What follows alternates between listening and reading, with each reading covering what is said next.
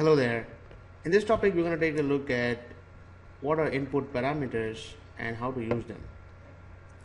So, input parameters is any value you take from a specific user and you want to pass that value to a cube or to a SQL script or to any other logic. So, in this example, what we are going to do is we are going to build an input parameter where we take a value from a user and pass it as a currency conversion to another column. Make sense? Let's see how that happens.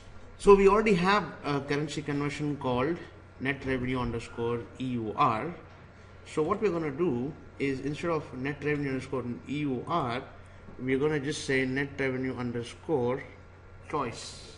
For the lack of a better word, let's say choice. So what I'm doing is I am removing net revenue for EUR in this particular calculated column. We'll make it dynamic to choose a value from what the user passes. It's a little different from an input variable because input variables are programmed on an attribute and you can't pass it from one column to another column. We will come here and create an input parameter. So you right click and you say new and let's give it a name. Let's say currency. And if you come down here, there are a couple of types. One is direct, and then we have an option, we have column. So when we say direct, this is something the user inputs directly onto the console. When you choose a column, is the console will prompt a set of values from a specific column. So for example, if you had a currency column, then you can program that currency column here, and then the user can choose a set of options from that column. If it's derived from a table, then you can derive it from any table. For example, let's say T car, right? So you can derive it from any table in any schema. So it's not bound to just the objects which you're using in this particular model. You can use it from the entire database. And then the last option is called as static list. So when you say static list, you can program those values here and then you can ask the customer or the end user to use these values and choose an option from these values.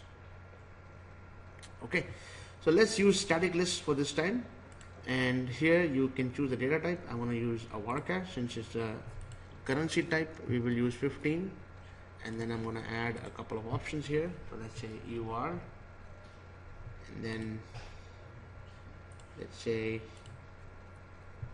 USD, and then I will delete this. You can program as many as you like. I'm just keeping it simple, EUR and USD. So this is an input parameter which I have programmed, right? That's okay. Now let's go ahead and make this a part of the net revenue underscore choice calculated column. So to do that, let's open it. And now if I go to semantics, and if you see the target currency, and let's open it. So instead of fixed, we can use something called an input parameter. Okay, so let's click on input parameter, and you can see the currency parameter we just created. So you can create multiple parameters, and obviously they will all show up here.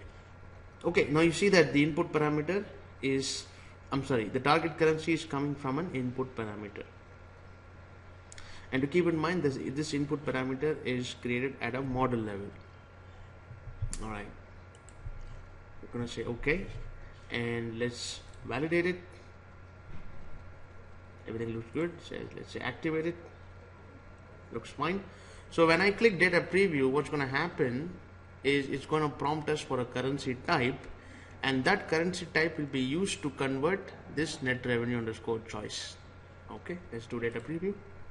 Now you see that we are getting the currency. We're also getting the other country because we previously programmed an input variable, and I didn't make it mandatory, so I'm going to leave it as it is, and we'll come to currency and we'll give it a value. So let's say I want to use EUR. Now I'll say OK, and you see it's opening up. Now if you pull up the net revenue underscore choice, and pull up the land one, and if you pull up net revenue, you will see that net revenue underscore choice is EUR and net revenue underscore sum is USD. Naturally, you can program any in any currency type. In this case we chose EUR. You could use any other currency type. So that's how you use input parameters inside an HANA model. Hello there.